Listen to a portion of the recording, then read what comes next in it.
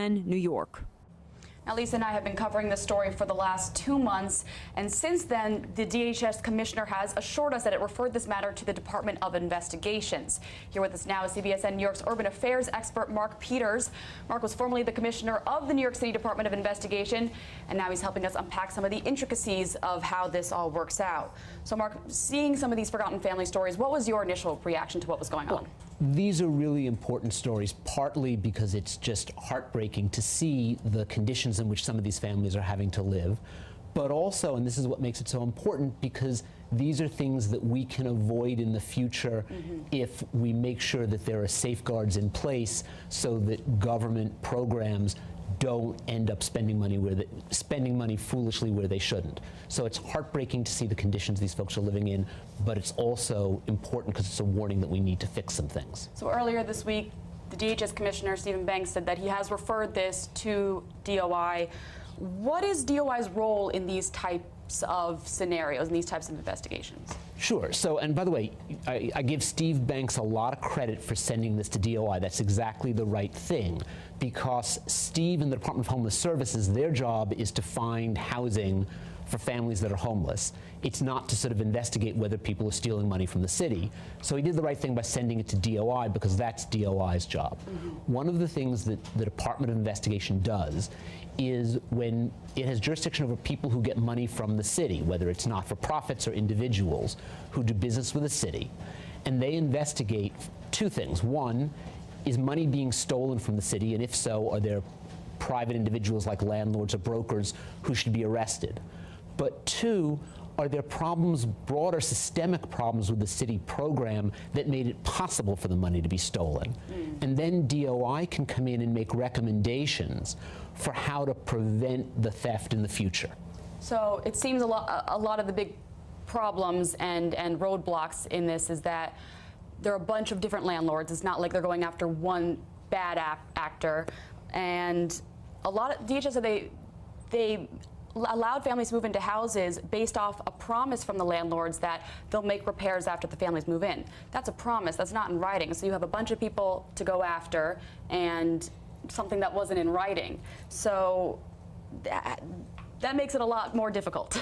Right. So one of the things you want to do when you're setting up any kind of program, whether it's housing in New Jersey or really any kind of services, is one, you always want to get in writing both what is the service that's going to be provided, and then you want to get in writing from the person that they actually provided the service. Because if you're a prosecutor and you want to hold people accountable, having something in writing, not only saying this is what I'm going to do, but then this is what I did, makes it much, much easier to hold people accountable.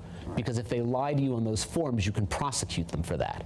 Now, DHS says since October, when they realized this stuff was going on, they changed that policy, that they're no longer going to move families in on this promise. But before a city agency writes a check with city funds, what is the standard expectation for doing their due diligence about the person they're giving this money to? Well, obviously, we expect every city agency, or you should expect every city agency, to do some due diligence before they start handing money over to somebody. And the question then becomes, what's the right amount of due diligence? Because on the one hand, you want to do enough due diligence that these kinds of problems don't happen.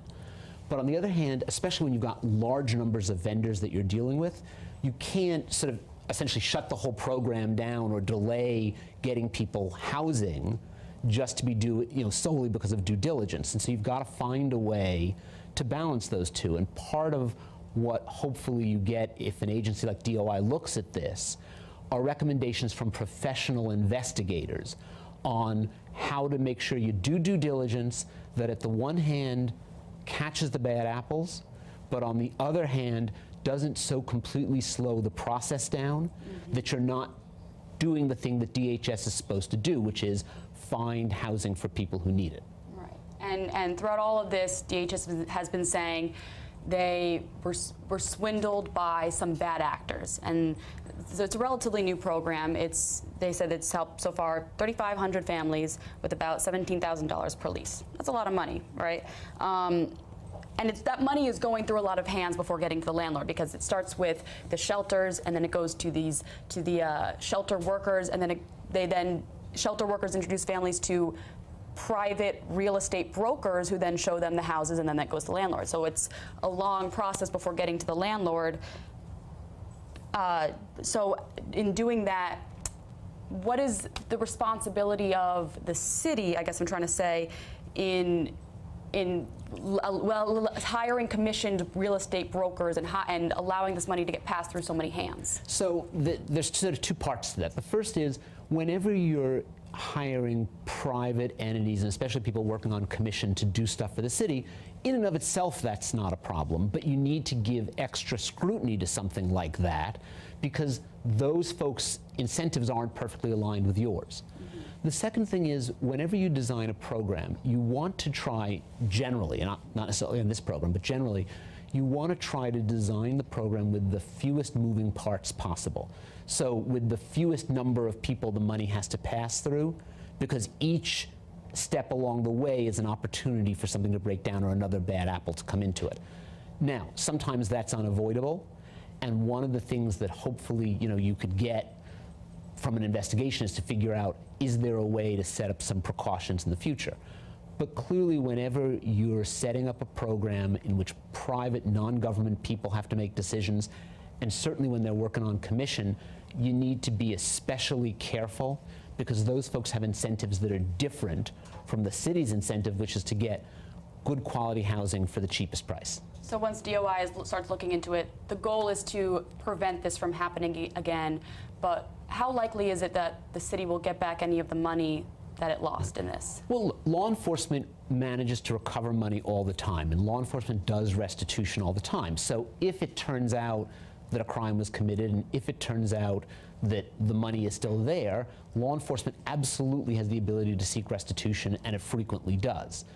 We're not going to know the answer to that, obviously, until this is all done, but part of the reason for making a referral to DOI is the ability to get restitution when it's possible. So that's another good reason for why something like this would be given to DOI. Okay. Mark Peters, thank you very much for joining us. Glad to be here. All right, and stay with CBSN New York for continuing coverage as we continue demanding answers on this story.